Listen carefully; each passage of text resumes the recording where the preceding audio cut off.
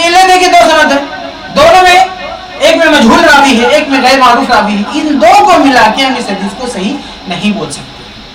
یہ تو سند کے لحاظ سے بات ہوگی کہ یہ روایت ثابت نہیں اللہ کے نبی صلی اللہ علیہ وسلم، جس کو بنیاد بنا کے کہا جا رہا ہے کہ ماں بہن کی گالی دو، اپنے آپ کو مفکر ملت امام ملت سمجھتے، کہتے ماں بہن کی گالی دو، اس حدیث کا حوالہ دیکھیں جو ثابت نہیں ہے۔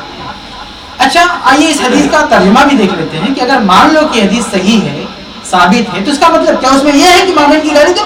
اس حدیث میں کیا وہ بھی دیکھ لیں آپ۔ حدیث کا ترجمہ ہے کہ من تعزى بعزاء الجاہلیہ، کہ جو شخص جاہلی تکبر میں مبتلا ہو، گھمنڈ کرے، یعنی کہ جاہلیت کا کوئی بھی کام کرے تو اس کو وہ جواب دینا ہے۔ من تعزى بعزاء الجاہلیہ، یہاں ایک خاص عمل کا حوالہ ہے کہ جو جاہلی تکبر اور کبر کا اظہار کرے۔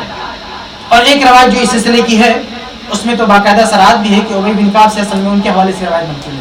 تو ابی بن کعب رضی اللہ عنہ نے ایک شخص پر یہ جملہ کہا تھا، اس شخص نے کیا کیا تھا؟ افتخر بابی، اپنے باپ کے حوالے سے فخر کا اظہار کیا تھا۔ تو کہا من تعزى بعزاء الجاہلیہ، جو فخر کا اظہار کرے اپنے نسب کو لے کر، اپنے باپ کو لے کر کہ میں فلاں باپ کا بیٹا ہوں۔ جو شخص پدرم سلطان بود، میرا باپ یہ تھا، میرا باپ وہ تھا، ہر جگہ اپنے رشتہ داروں کا حوالہ دیتا پھر، کسی سے مخاطب ہو، کسی کو کوئی کچھ لکھے، کسی سے بات کرے، جگہ جگہ بولے ہم فلاں کی نسل سے ہیں، ہم فلاں کے خاندان سے ہیں، ہمارا باپ وہ تھا، ہمارا فلاں وہ تھا، اس طرح کی جو بولی بولے اس کے لیے ہے آگے وہ جملہ کہنے کی جس کی وضاحت میں ابھی کر رہا ہوں۔ تو سب سے پہلے حدیث کا ابتدائی ٹکڑا ہے وہ ہے کیا؟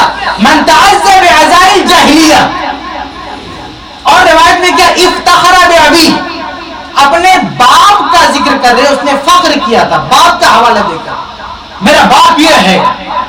تو اس طرح کی کوئی بات کرے باپ کا حوالہ، یعنی نسب پر، خاندان پر گھمنڈ کرے، غرور کرے، تو اس کے لیے ایک جملہ کہنا ہے۔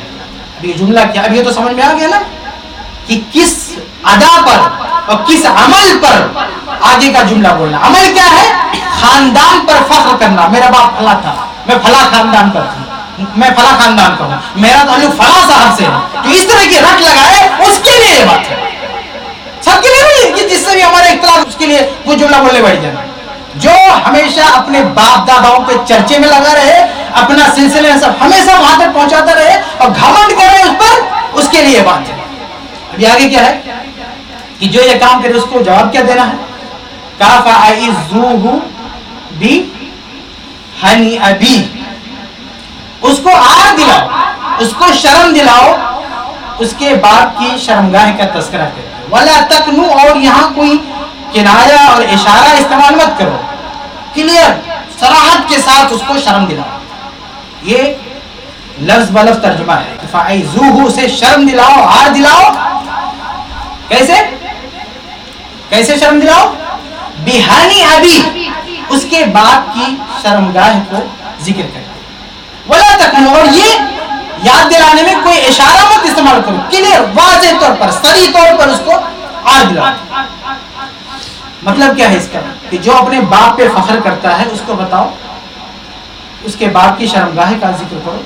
مطلب یہ ہے کہ تم اس کو اس کی اوقات یاد دلاؤ کہ تم گھمنڈ کر رہے ہو اور اپنی حالت بھول رہے ہو کہ تم اس دنیا میں آئے کیسے ہو، تمہارا وجود اس دھرتی پر کیسا ہوا، تمہاری پیدائش کا جو پروسیجر ہے وہ کیا۔ ایک انسان پیدا ہوتا ہے ایک حقیر پانی سے، قرآن میں خود اللہ تعالیٰ نے کہا کہ اللہ تعالیٰ نے انسان کو حقیر پانی سے پیدا کیا ہے، اور اس کے جو پیدائش کا طریقہ ہے اگر اسی پر آدمی غور کرے تو کبھی گھمنڈ کرے گا؟ انسان اس لائق ہے کہ گھمنڈ کرے، غرور کرے، فخر کرے، تکبر کرے؟ کس طرح سے اللہ نے اس کو پیدا کیا؟ تو جو آدمی اپنے باپ داداؤں پہ گھمنڈ کرے اس کو بتاؤ کہ تم آئے کیسے ہو دنیا میں۔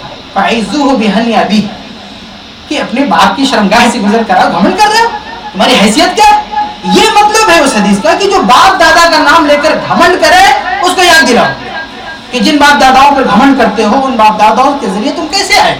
یہ مطلب ہے، یہ اس روایت کا مطلب۔ اگر اس کو ہم صحیح بھی مان لیں تو، لیکن میں پہلے بتا چکا ہوں صحیح نہیں ہے، تو صحیح بھی مان لیں تو پوری روایت کا خلاصہ کیا ہے کہ جو اپنے باپ دادا کا نام لے کر گھمنڈ کرے اس کو یاد دلاؤ کہ کیسے وہ دنیا میں آیا، اس کی پیدائش کیسے ہوئی۔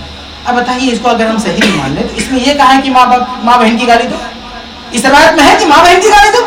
اللہ کے نبی صلی اللہ علیہ وسلم نے صراحت کے ساتھ کہا کہ کسی کے والدین کو گالی مت دو، وہ تمہارے والدین کو گالی دے گا۔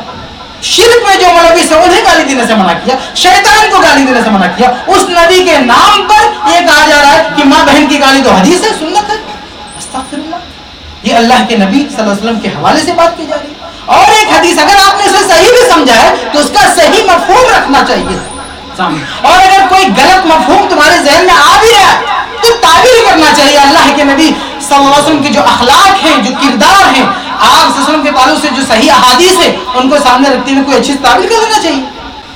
اور یہ تعبیر کرنے میں یہ وہ لوگ ہیں جو تعبیر کرنے پر آتے ہیں، تو ابن ماجہ وغیرہ کی صحیح حدیث ہے لعن اللہ المحلل والمحلل له، کہ اللہ کی لعنت ہو حلالہ کرنے والے پر اور حلالہ کروانے والے پر۔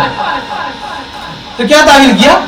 تعبیر یہ کیا کہ یحتمل انه اراد باللعنت الرحمہ، اس حدیث میں جو نبی نے یہ کہا ہے کہ حلالہ کرنے والے پر اور حلالہ کروانے والے پر لعنت ہو، تو اس بات کا بھی احتمال ہے کہ نبی نے لعنت نہیں مراد لی ہے، لعنت بول کے رحمت مراد لیا ہے۔ یہ تعبیر کریں گے، حلالہ ان کا کاروبار ہے تو حلالے والے حدیث کا یہ تعبیر کریں گے کہ نبی نے لعنت کا لفظ بولا ہے، مراد رحمت ہے۔ اور یہاں تعبیر نہیں سمجھ میں آتی، یہ حدیث کا مطلب نبی کہہ رہے ہیں ماں بہن کی گالی دو، ارے کوئی غلط مفہوم آ رہا تو حلالہ جیسی کوئی تعبیر کر لیتے ہیں، تو تمہارے گھر کی بات ہے، تمہارا کام ہے، تمہارا کاروبار ہے، اچھی سی تعبیر کر لیتے ہیں۔ کیوں بدنام کر رہے ہو اللہ کے نبی صلی اللہ علیہ وسلم کو؟ کیا آپ یہ لوگوں کو سکھا رہے ہو کہ نبی نے ہمیں یہ تعلیم دی کہ ماں بہن کی گالی دے؟ تو خلاصے کلام یہ کہ گالی گلوچ یہ اسلام میں کبھی نہیں رہا ہے۔ کسی سے اختلاف ہو جائے، اختلاف کرے آدمی، مار پیٹ تک بھی پہنچ گیا، قتل خروجی تک پہنچ گیا، لیکن گالی گلوچ یہ کبھی بھی اس کے مسئلہ ہے۔ اور گالی گلوچ کا مسئلہ نہیں ہے، مسئلہ یہ ہے کہ اسے اللہ کے نبی صلی اللہ علیہ وسلم کی طرف منسوب کیا جا رہا ہے کہ نبی نے ایسی تعلیم دی ہے، ایسا کہا ہے۔ تو میں نے یہ حقیقت آپ کے سامنے بیان کر دی کہ یہ سب سے پہلی بات میں نے آپ کے سامنے یہ رکھی کہ اللہ کے نبی نے خصوصی طور پر والدین کو گالی دینے سے منع فرمایا۔ دوسری بات یہ بتائی کہ جو حدیث کو لے کے یہ کہا جا رہا ہے کہ ماں بہن کی گالی دے سکتے ہیں، وہ حدیث ضعیف ہے۔ تیسری بات یہ بتائی کہ اگر ہم اس حدیث کو صحیح بھی مان لیں تو اس حدیث کا یہ مطلب نہیں کہ ماں بہن کی گالی دے۔ تو یہ چند باتیں تھی، آج یہ بہت زیادہ شور ہنگامہ ہو رہا ہے اس پر، اس لیے میں نے آپ کا زیادہ وقت لیا، معذرت چاہتا ہوں۔ اللہ سے دعا ہے کہ اللہ تعالیٰ ہم سب کو اللہ کے نبی صلی اللہ علیہ وسلم کی صحیح اور ثابت سنتوں پر عمل کی توفیق عطا فرمائے۔